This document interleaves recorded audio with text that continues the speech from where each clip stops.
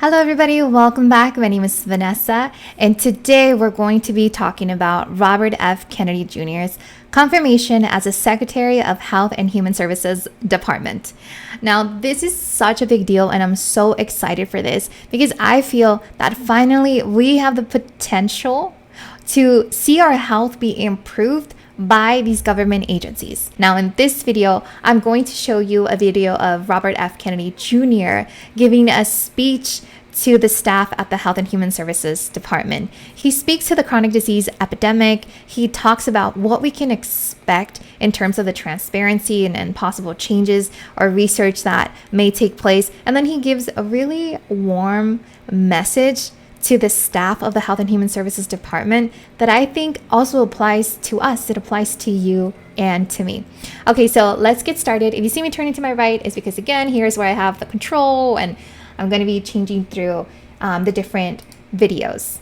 Okay, so in this first clip is where he speaks to the chronic disease epidemic. So I'm going to play it for you, and then I'm going to pause it here and there to give my commentary on it. In the U.S., 6 out of every 10 adults have at least one chronic disease, and 4 in 10 have 2 or more. The U.S. has the highest. Okay, so let me stop it there. So he spoke to chronic disease, and I feel that sometimes when we see these individuals in charge of our health, departments, when they speak about chronic disease, that's kind of vague because we don't speak like that. You and I don't speak like that. Hey, do you have a chronic disease? Do I have a chronic disease? No. We say, hey, well, I don't know if you guys talk about it, but hey, do you have high cholesterol, type 2 diabetes, high blood pressure? Are you overweight, obese? What about Alzheimer's, right? So kidney disease, all of these different diagnoses are under the chronic disease list. And what he is saying is that many people, so 6 in 10 Americans have at least one chronic disease, which is not hard to think about, right? Or not hard to imagine. So think about a friend or family member who maybe is overweight or obese. Think about, maybe like a grandparent that might have Alzheimer's disease, someone who has type 2 diabetes, or maybe a sister has, cholesterol, so high cholesterol. So that's not hard to imagine. Now, he gives another statistic that 4 in 10 people have 2 or more of these chronic diseases. Again, not hard to imagine someone can have high cholesterol and type 2 diabetes. So when you hear about chronic disease, those are the different diseases that they're speaking to. Okay, so let me continue playing. Age standardized cancer incident rate among 204 countries in the world, nearly double the next highest rate.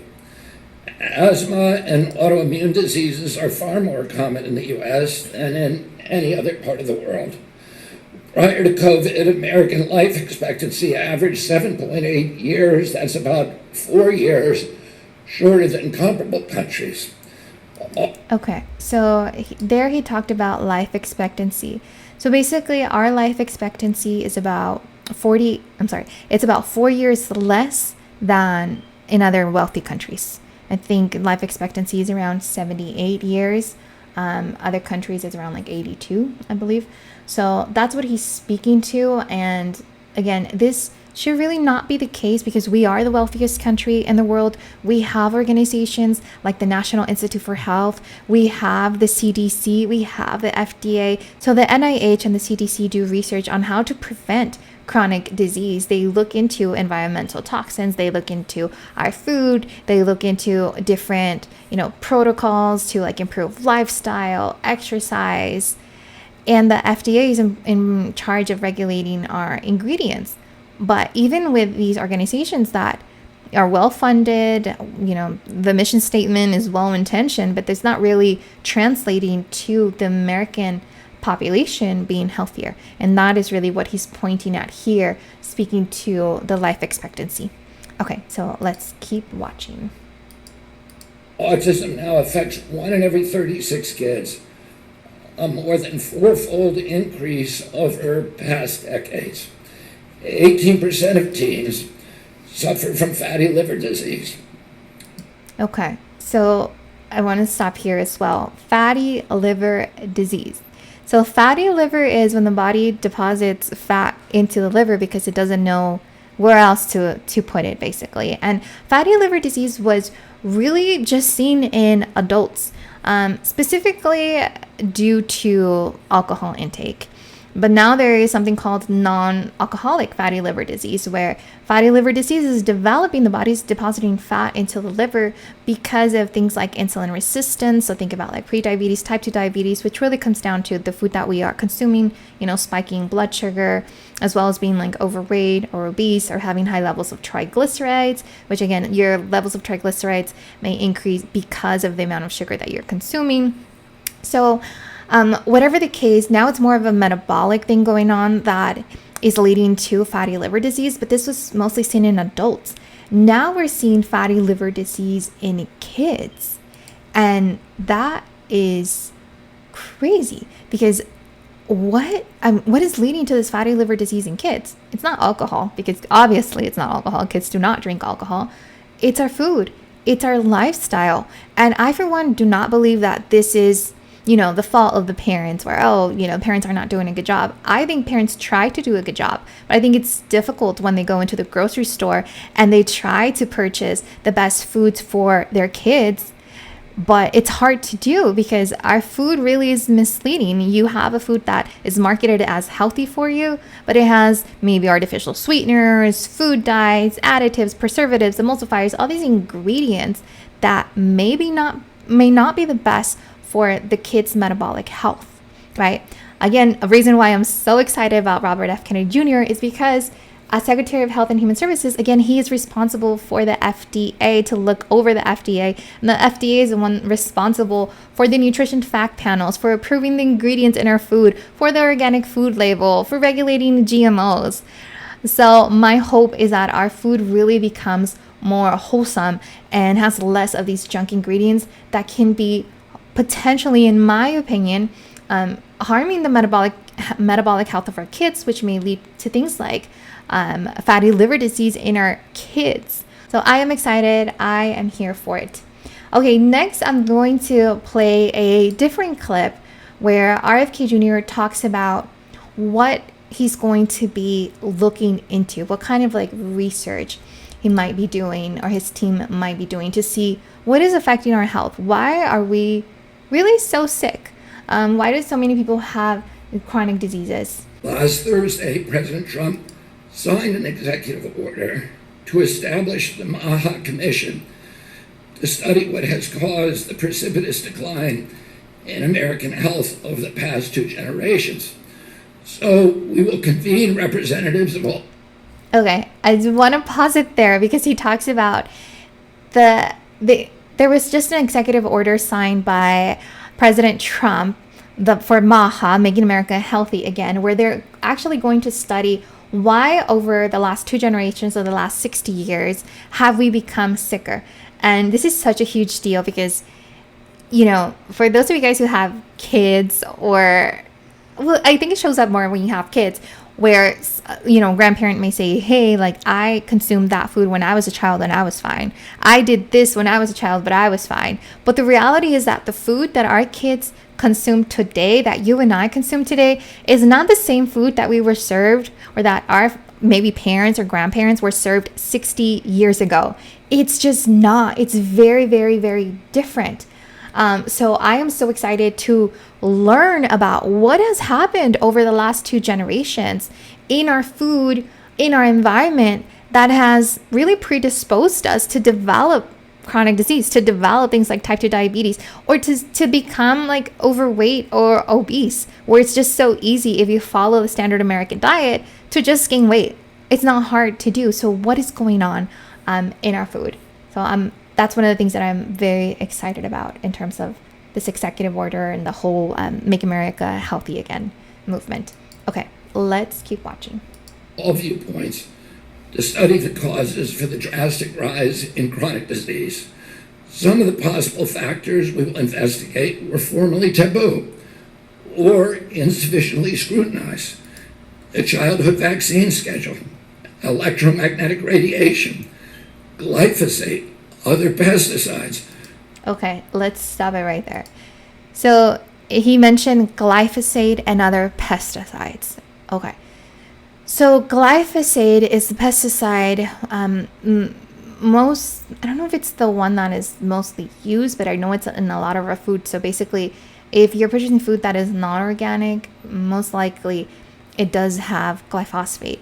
And glyphosate, there are some studies that it can affect our health. I definitely want to go over, what those studies are with you guys. But it's one that, like you mentioned, is taboo and one that we need to look into, because maybe it doesn't affect anything. Maybe like I do have a bias. I do think that it does affect things. That is my bias. That is my opinion. But it would be nice to like see good science being done to actually assess, does this, hurt us, the people that consume it, or does it not? And then we can just chill and like move on and, focus on something else. So very, very, very excited to hear him say that. And I'm going to keep an eye out in the next 4 years to see what is actually researched and, what is done. Okay, let us keep watching. Ultra-processed foods, artificial food additives, SSRI, and others. Okay, I have to pass it there again. He mentioned ultra-processed foods. Okay, I'm so excited that he's also going to look into ultra-processed foods. So an ultra-processed food is basically a food that has a ton of ingredients that you don't know what they are. So go next time you go into the grocery store, check out a product, turn it around, look at the ingredient list. If there's more than one ingredient that you cannot pronounce and that you do not know what it means, most likely the product that you are looking at is an ultra-processed foods. It's just ingredients that are made in a lab. And it is my opinion that these ingredients are making it harder for people to lose weight. They're more, I don't want to say conducive to gaining weight, but I do think that they mess with our metabolism, sugar cravings. There's definitely something there that is affecting our metabolism. So I am so, also happy that he's going to look into that. Again, the FDA is the one responsible for regulating the ingredients in our foods, for regulating things like the organic label and like all the marketing that you see in a food product, like heart healthy, high in fiber, whatever it is. It's regulated by the FDA. It is my opinion that these claims are meant, maybe not by the FDA, but they distract us from actually like assessing a product and thinking, you know what, this is like ultra processed. This is not a healthy product, even if it says that it has fiber, because maybe it has like a ton of sugar, right? So it doesn't allow us to actually know, what we're looking at and for us to be able to better assess things. So I'm excited. Ultra processed foods, we're also going to be talking about that in future videos. Okay, so let's keep watching.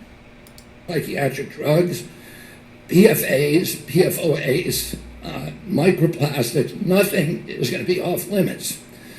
Whatever belief or suspicion I have expressed in the past, I'm willing to subject them all to the scrutiny of unbiased science. That is going to be our template, unbiased science.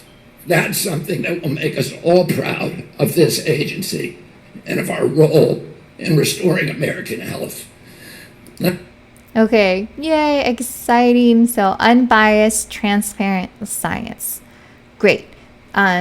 This is also something to note, right? He says, I'm coming in with some biases, but I'm going to also try my best to put these biases aside to just offer transparency because, again, I'm biased. I'm very biased. So if you subscribe and to this channel and, keep watching, you're going to see that. But it's okay because things might be proven right and then things might be proven wrong. And that's what he's saying. That's what Robert F. Kennedy Jr. is saying that he's committed to, just providing us with transparent information, which I feel it's something that we've been missing when it comes to a lot of things. But when it comes to our food, which is so important, we all eat every single day. This matters to all of us. Okay, so now I'm going to show you the last video. This is where Robert F. Kennedy Jr. gives a closing statement, like a closing message to the staff at the Health and Human Services Department. And I want you to listen to it and see if you're moved by it, because I definitely was moved by it. Okay, so let me play it. Toward well-being and toward achieving our historic mission as an exemplary nation. The goals that I have for HHS, The goals of transparency, of informed choice, of integrity, of efficiency are possible only with your help. This task before us is historic to reverse a trend of worsening health that goes back 60 years. And I know that we can do it. I know a higher standard of health is possible. I know that because I remember a time that our country was the healthiest and most robust country on earth. With your help and commitment, we can go back to that time. We can have that again. Now let's get to work, and thank you all very much. Okay, awesome.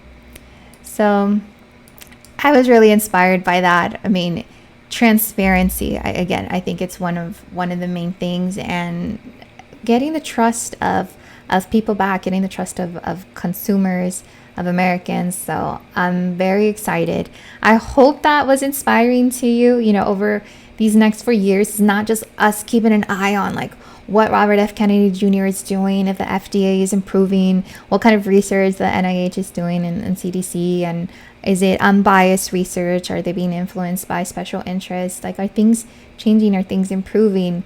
But also looking at like what you and I can be doing better, in our everyday life, becoming more informed. So Robert F. Kennedy Jr. did speak to informed choice, which I think it's something very needed, very important for us to actually know what we are choosing. Many of us don't know when we go to the grocery store that these products have like all these different like additives and ingredients. They might not be the best for you, or might not be the best, for our kids. So informed choice, knowing the information so then you can make the choice. Because at the end of the day, if you want to have like a drink that has whatever amount of sugar, like that is your choice. But at least and are not shocked by, hey, this Starbucks beverage actually has like 70 grams of sugar, or whatever the case, right? Okay. Well, that is it for today. That's all I have for you guys. I hope that you found this helpful, and I will see you on the next video. Take care.